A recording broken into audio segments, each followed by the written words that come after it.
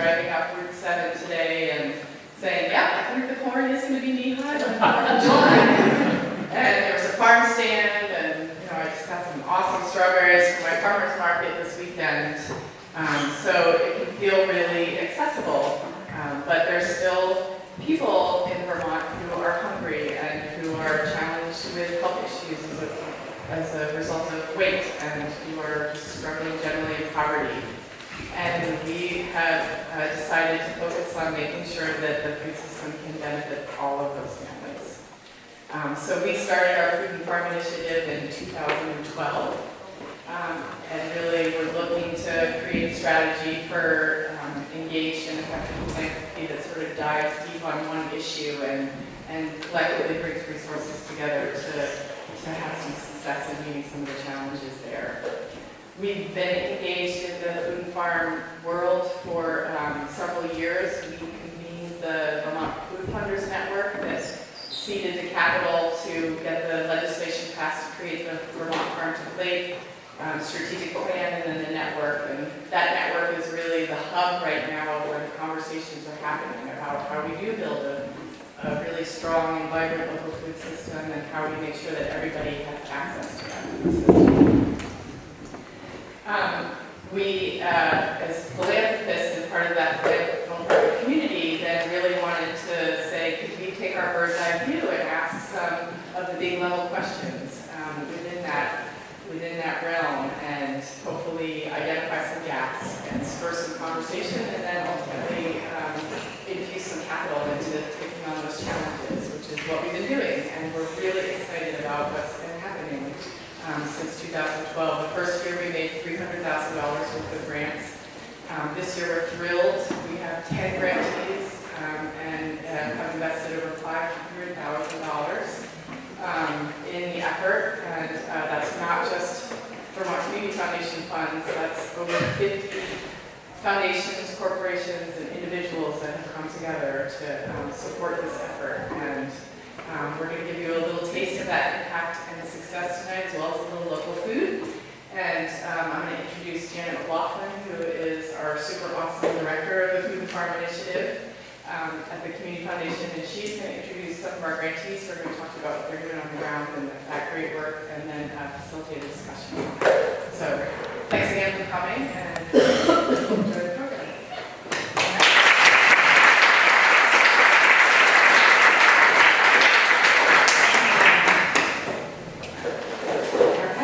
Great, so before we get to our esteemed panel, I did want to provide a little bit more explanation about the grants that Jen was talking about, and both sort of our specific area of focus and the approach that we've taken. As Jen mentioned, we've done 2 rounds of grant making so far, and both of those have focused on farm to school. We see farm to school programs just as a really critical link between our farmers and our kids, and especially those kids that are least likely to have access to our local food system. Many of you guys know this very well, but nearly 40% of the kids in Vermont schools are eligible for free meals because of their parents' low income. And the school meals programs, breakfast, lunch, and this time of year, the summer meals programs are really, really critical sources of nutrition for those kids. And school meals also, represent a way for us, sort of as the adults, to really walk the walk and show our kids that healthy and local can be affordable and delicious. It can be something we can incorporate into our everyday lives. And through these kinds of programs, we're getting that food to kids right now, but we're also educating our next generation of food buyers. So sort of why we decided to focus on farm to school, sort of the initial grant-making effort for the Food and Farm Initiative. For the grants themselves, we did want to focus on those projects with the potential for statewide impact and for lasting results. So something that's a change in policy, filling a key information gap, piloting a program that can be replicated, building the community infrastructure that's going to support this work going forward. We've also prioritized using a collaborative approach. We know that there's a ton of people in this state that have a ton of compassion for people that are facing hunger, and a lot of folks that have a passion for local foods, but those systems aren't working together on the ground as much as they could be, and we saw that as a role that we could play to help catalyze those efforts. Some of that is through the Farm to Plate network that Jen mentioned, and some of that is just by encouraging our grantees to work together. So I have asked these 4 talented food systems professionals to speak with us about their projects and share their thoughts. But I also want to recognize all of our other food and farm initiative grantees that are with us tonight. They're also a really important part of this story and a resource for our discussion moving forward. So if you're a part of a grantee organization, please just raise your hand. See these folks as resources. We have folks from Food Connects in Brattleboro, the Vermont Housing and Conservation Board, the Intervale Center, NOVA Vermont, State Agency of Agriculture, Rutland Area Food Farming, Shelburne Farms. I think that's it. It's not up here.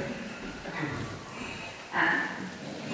So what's going to happen now is I'm going to introduce each person, but please know that every project is a collaborative project, so these guys really are representatives of larger efforts, and the plan is to let each one of them share some highlights with you about their progress and their approach, and then we'll move to more of a discussion format.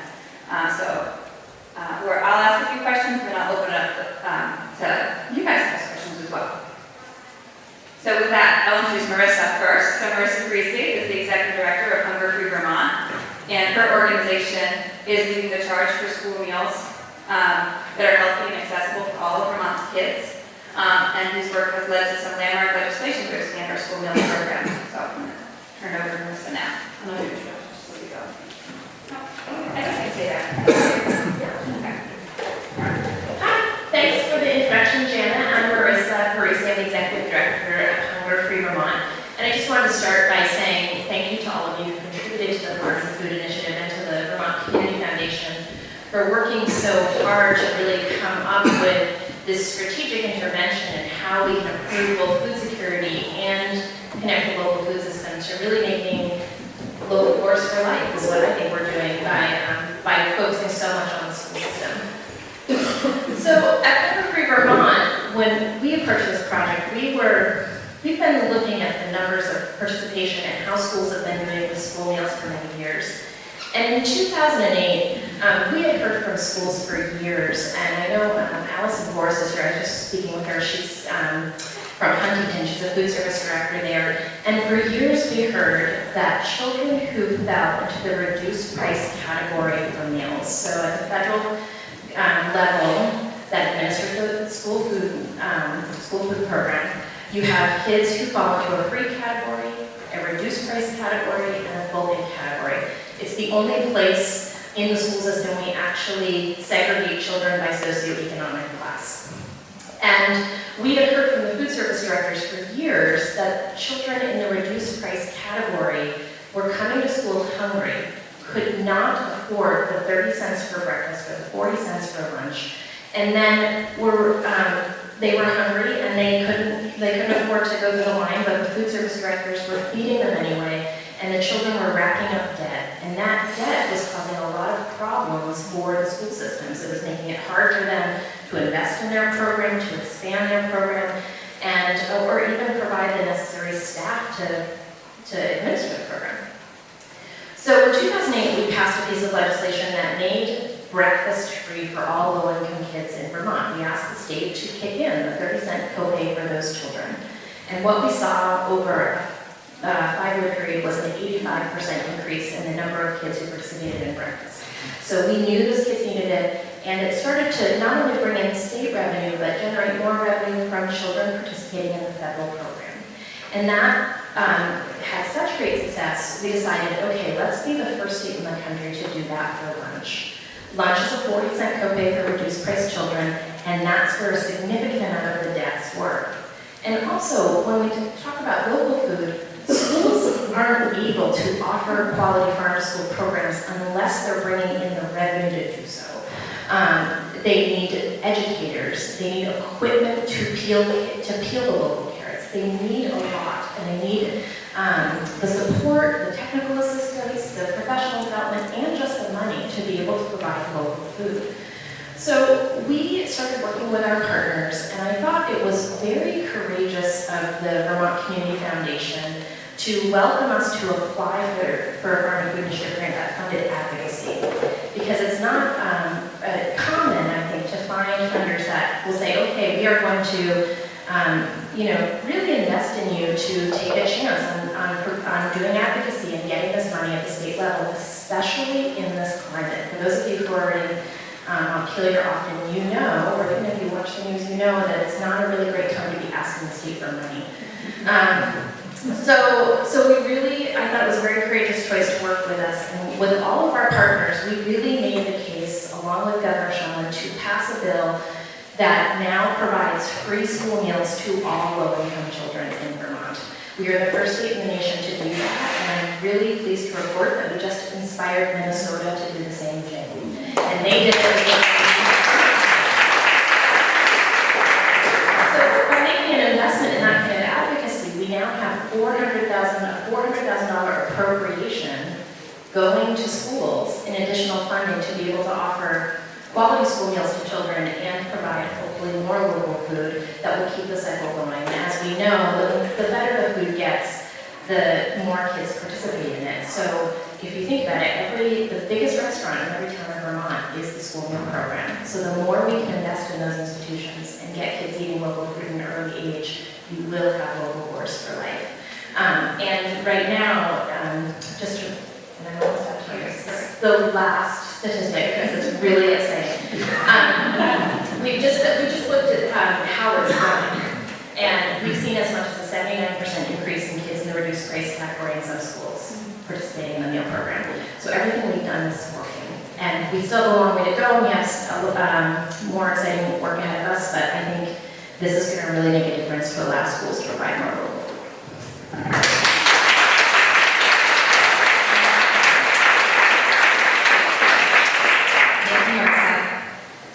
So our next speaker will be Catherine Sims. Catherine is the Executive Director of Green Mountain Farm to School in Newport, and which is leading the creation of the Harvest of the Month campaign, and it's designed to help more Vermonters recognize Vermont's food as their own.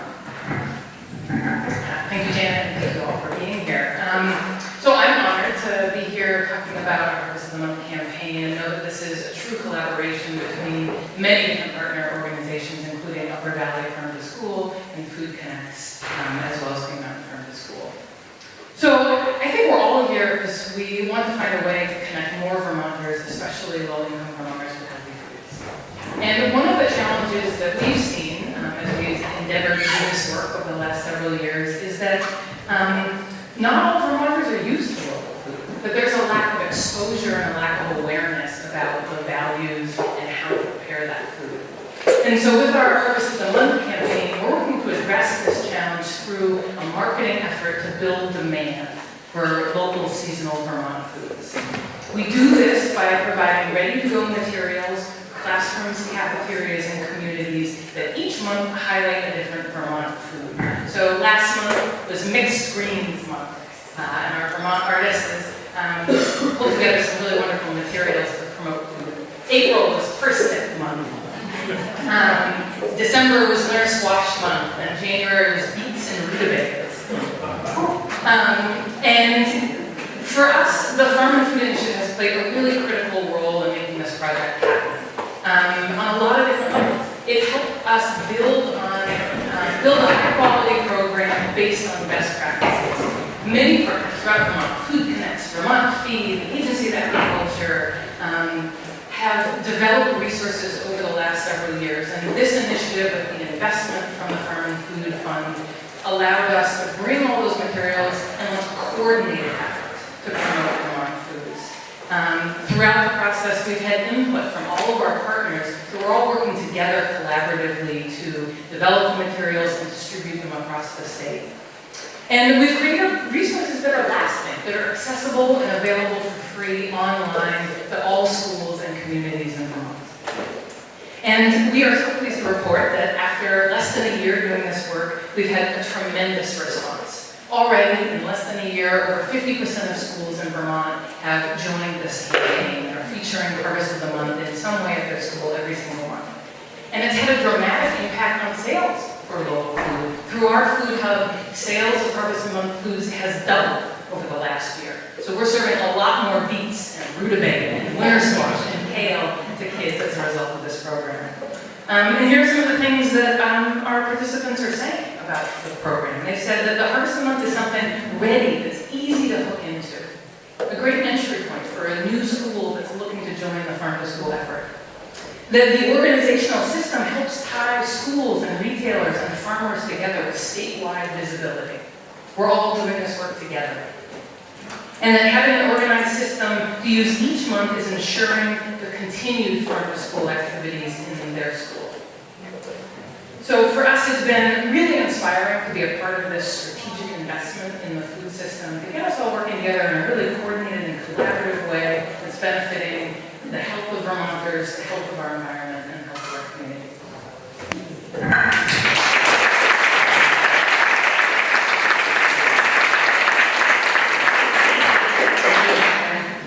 So our next speaker will be Sarah Waring. Sarah is the Executive Director of the Center for an Agricultural Economy in Hardwick, and is leading a project to test the financial viability of providing lightly processed Vermont vegetables, like frozen broccoli florets or carrot sticks, to schools in Vermont. Thank you, Jen. These microphones are always hard to tell. Tell me if it's too loud back there. First of all, thanks again for allowing us to speak about our projects. As Catherine mentioned, each of us who are sitting here has a series of collaborators in these projects. For us, it's been 7 farm-to-school organizations across the state who have been doing all of our on-the-ground help with schools all over the state. And then it's been a couple of statewide organizations who have the expertise in-house to work with farmers. So we've got to work with NOFA, with Intervale, with Catherine, with Peter, with Richard, and then with folks in Mad River Valley, folks all across the state on our project. So it's been very exciting. At the Center for an Agricultural Economy, we believe in working lands, working people, and local food. And really, we think that this is an important project because of understanding how our economies respond to this initiative, this work, this enthusiasm around local food. So with schools as the center point for this piece of work, we took the knowledge that NOFA had gained a number of years ago through their survey work of schools and institutions to say what are some of the major challenges to schools who are trying to integrate local food into their cafeterias and their menus. And with the building of the Vermont Food Venture Center in Hardwick, we have the infrastructure and the capacity now in the state to be able to produce minimally processed fruits and vegetables. And what this means is that farmers have a season expansion capacity. It means that we now can really be substituting that Jolly Green Giant brand and Bird's Eye brand for local Vermont vegetables and fruits, which is very exciting. So by addressing some of the biggest challenge points for schools, which would be cost, familiarity with projects, and then time to process, as Marissa said, or skills to process those vegetables, we decided to try to launch this pilot project across the state.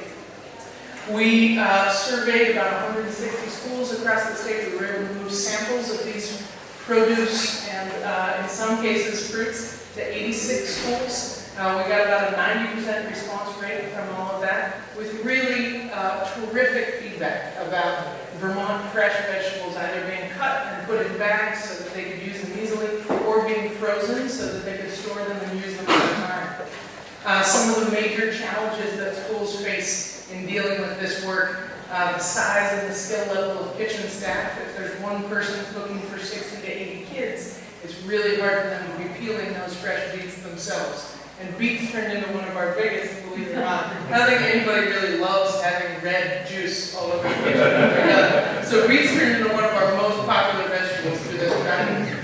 Having the familiarity with local vegetables, as Catherine was talking about, we found through our work that all of the schools who work with farm-to-school organizations across the state are already further advanced in thinking about this work and being able to bring in local foods than those that have never had that interaction.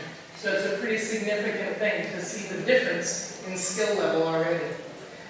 We started with 8 potential vegetable types. We ended up really now with 4 that we're going to be moving forward with. And we've created a rubric for trying to understand how to make this feasible. Part of our mission was to be able to provide a fair price to the farmer and be able to aggregate enough supply so that the price all the way down the food chain to the school could be competitive at the end of the day.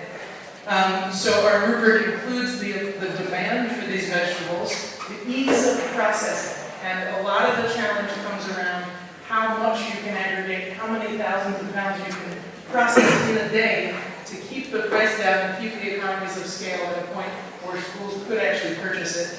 And then the consistency of supply. And this is one of the challenges we're addressing now in the second phase of the project.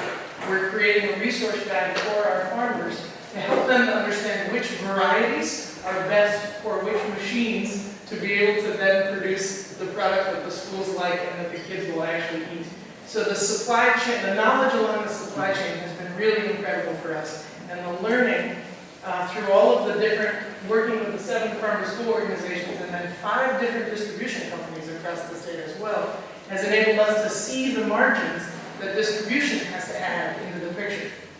So it's been a really exciting project. We probably have moved since January of this year around 11,000 pounds of vegetables that have been processed through the Food Venture Center. There's another 27,000 pounds out there that folks are asking for come the fall and the school's coming back into the session. But what's most exciting is learning how, with all of these partners from the school level all the way back to the farmers, we can recapture and reclaim this part of the food system in state, which has typically been out of state. So it's been great. Thank you all.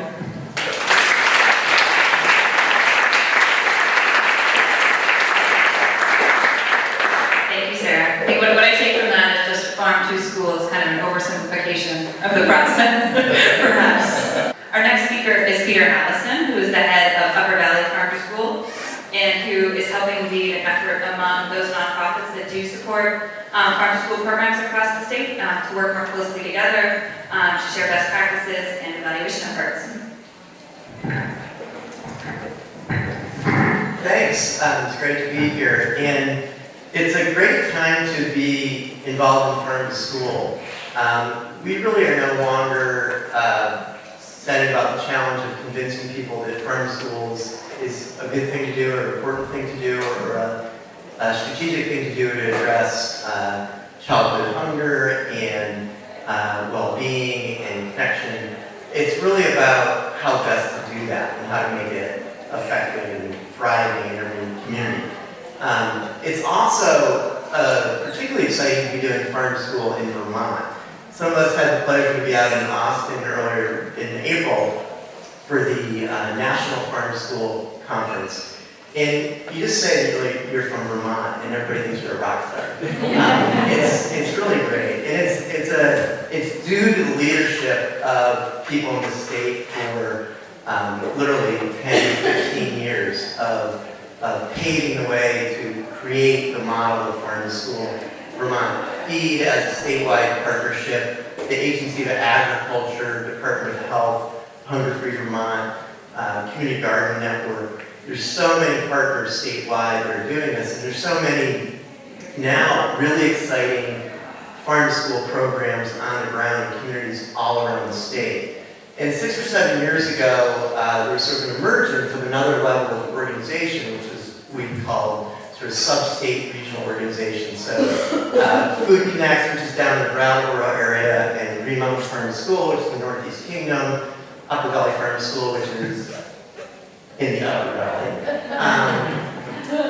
have been working with groups of schools to sort of create a place-based forum for those schools to have some connection between each other. Because despite the importance and the agreement that farm school is a good thing, it still is a really hard thing to do. We're really trying to change the school culture, which is a fairly entrenched culture in the classroom and in the cafeteria. So the effort to do that is very challenging and sometimes can seem somewhat isolating.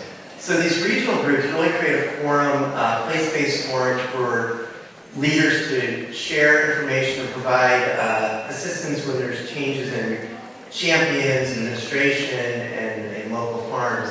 and you keep that connection going strong. What we've realized is in having opportunities to come together is that the regional groups, we all have sort of a unique approach to things. There's a lot of things that we do in common, but also a lot that's different and a lot that we can learn from each other. And so while we've had an opportunity to sort of do that on the side at various events and meetings and phone calls, the project that I'm able to be involved in coordinating is a community of practice of these regional groups. And the community of practice has three main components, all of which are designed to help strengthen these regional organizations for really providing a critical role to support the farm to school programs on the ground. The first is that there's a series of regional conferences for the people in the schools doing the farm to school work around the state. And this spring, there was one down in Windham County and one in Addison County. Before those, we had a forum gathering to talk about best practices for how to run these conferences. And so we had some shared lessons around the agenda and the registration and the pricing and the outreach and what kind of workshops and who to invite.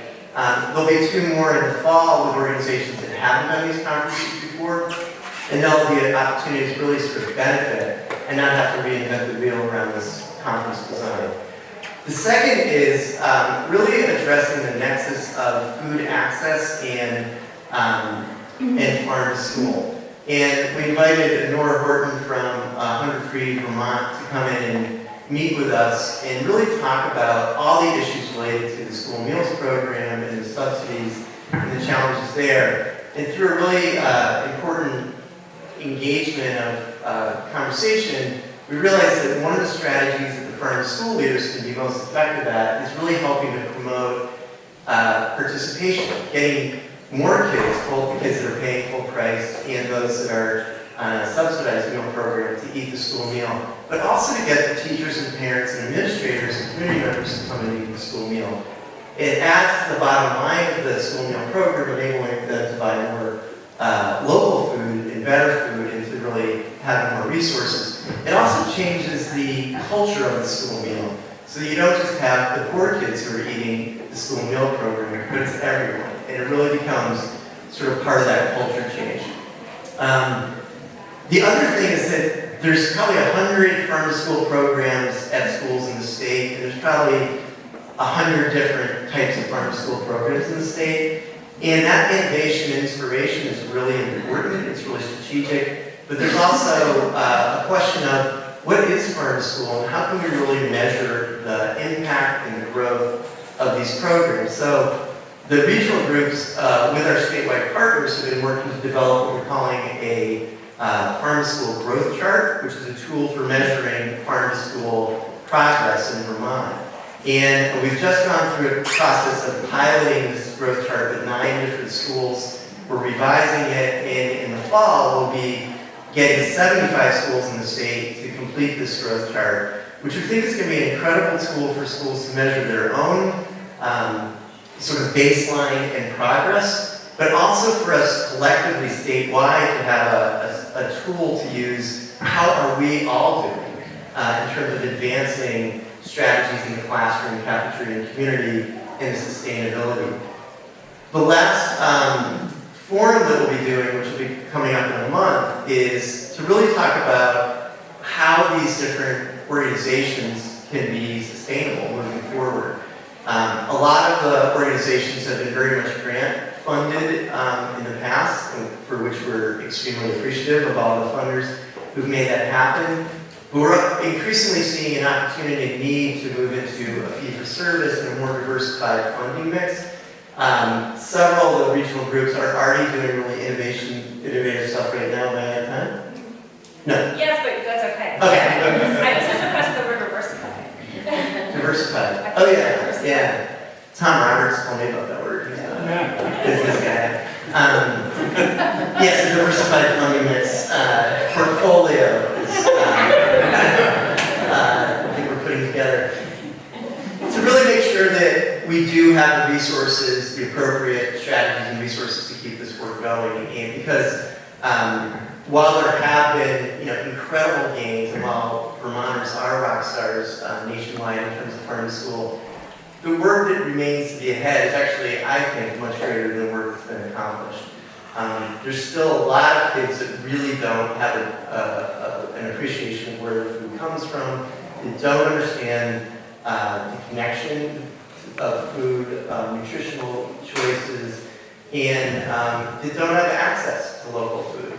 So there's a tremendous amount of work that's ahead, and we want to make sure that we're as organized and efficient and using resources effectively as possible, and doing it together to make sure that we're really benefiting from the lessons that everybody has developed over time so that we can move forward most effectively. All right.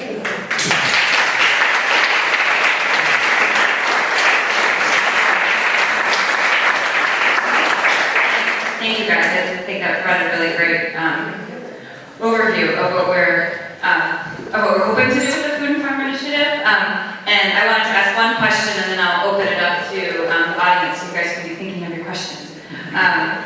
Which is just, as I mentioned, the Food and Farm Initiative is sort of designed differently than other grant-making programs at the Community Foundation and many grant programs overall. And we're working hard to sort of facilitate learning between grantees.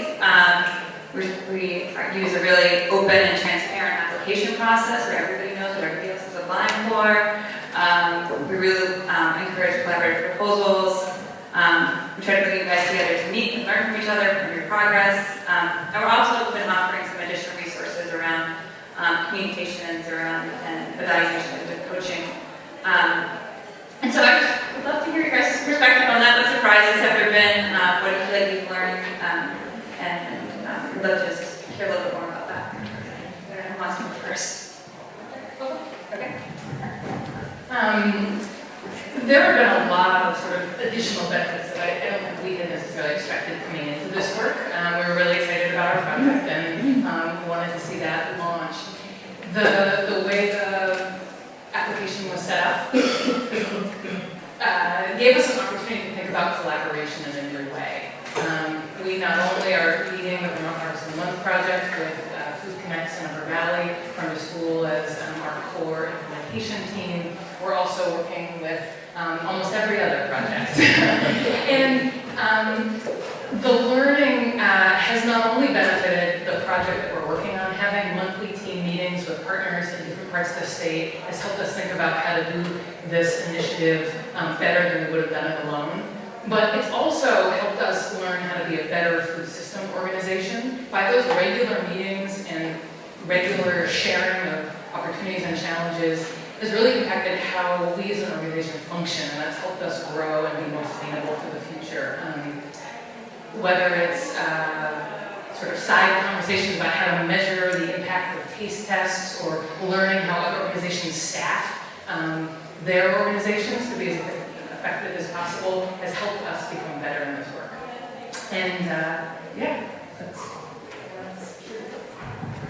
The only thing I would add, because as usual that was extremely eloquent, is that for us, especially in constructing the proposal for the Farm and Food Initiative, understanding our core competencies and finding a team that would enable us to produce this project, which is really all across the food system in a collaborative way. So at the end of this project, what we're hoping for is a coordinated pathway for farmers and food producers to understand schools as their market and to see the pathways into that market, because for many of them, it's never been something they wanted to try.